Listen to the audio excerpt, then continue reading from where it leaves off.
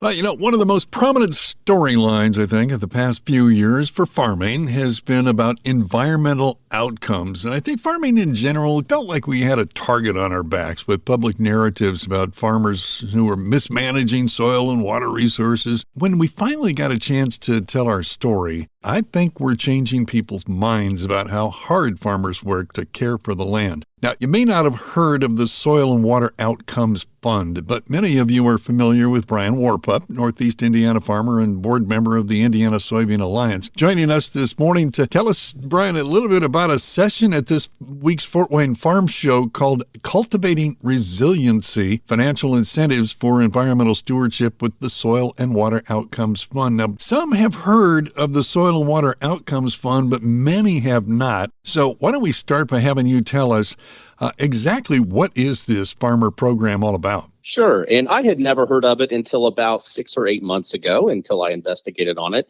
And what the Soil and Water Outcomes Fund is, it helps provide some financial incentives to farmers who want to adopt different practices that may result in carbon sequestration, water quality improvement, et cetera. Mm-hmm. So it just tries to get you to change your practices a little bit because of what we're talking about here this morning. Yeah. Now, you've been enrolled and active in the program. What prompted you to get started, and has it met your expectations? Yeah, it did. And we started, we'll dabbled in it a little bit last year with trying to do things a little differently on our farm. Because again, what you said, I feel like sometimes we have a target on our back and we're under a microscope, whether that be with public, with legislatures. Sometimes there's bills, that are introduced. So we wanted to kind of just test the waters a little bit. And so we did. And then this Outcomes Fund came along and we had a season under our belt of doing this. And this really appealed to me because of the financial incentives, but also the help you along and make the right decision for each field. Now, my understanding is it doesn't matter whether you've been doing a whole list of conservation practices or whether you're expanding or just getting started. The Soil and Water Outcomes Fund seems to have a place for everyone. Whether you're a conventional till, a minimal till, even no-till, there are still some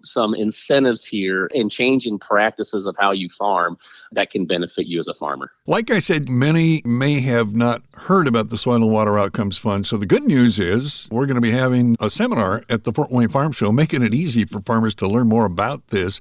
The session is Thursday morning. Now, what are farmers going to learn? And I guess, will they learn enough at the session to get them started with the program? Well, I think it just opens up their eyes a little bit.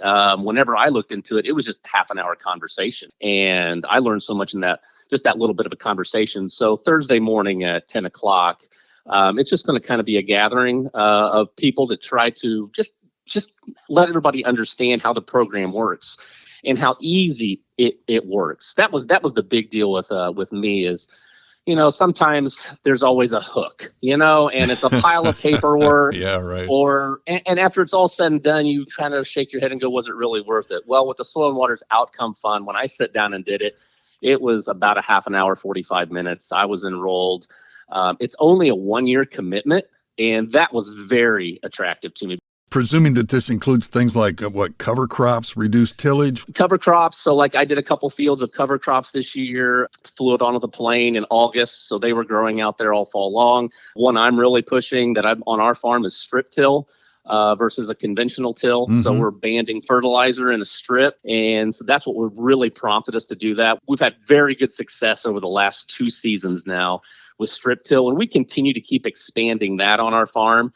And again, if there's some financial incentives for us to do that, and we want to do that anyway, that just helps pay for some of those changes on our farm. Why not, right? Exactly. Any parts of Indiana or counties that it does not cover, or is this like everybody in Indiana? It is all Indiana, parts of Michigan, and a lot of Ohio. So anybody in Northeast Indiana around Fort Wayne, within 2-3 hour drive of Fort Wayne, more than likely will qualify for this program. This will make it easy for you to learn more about it. The session for the Soil and Water Outcomes Fund at the Fort Wayne Farm Show, Thursday morning, 10 a.m., Appleseed Room A. You know where that is. That's where all the sessions are. They're even going to have some coffee and breakfast treats for you. But if you can't make it, there is a website. You can go check it out at theoutcomesfund.com. And I'll be there on Thursday morning, too. So if anybody wants advice on what to do, I can be there as well. Wow, one-on-one with Brian Warpup.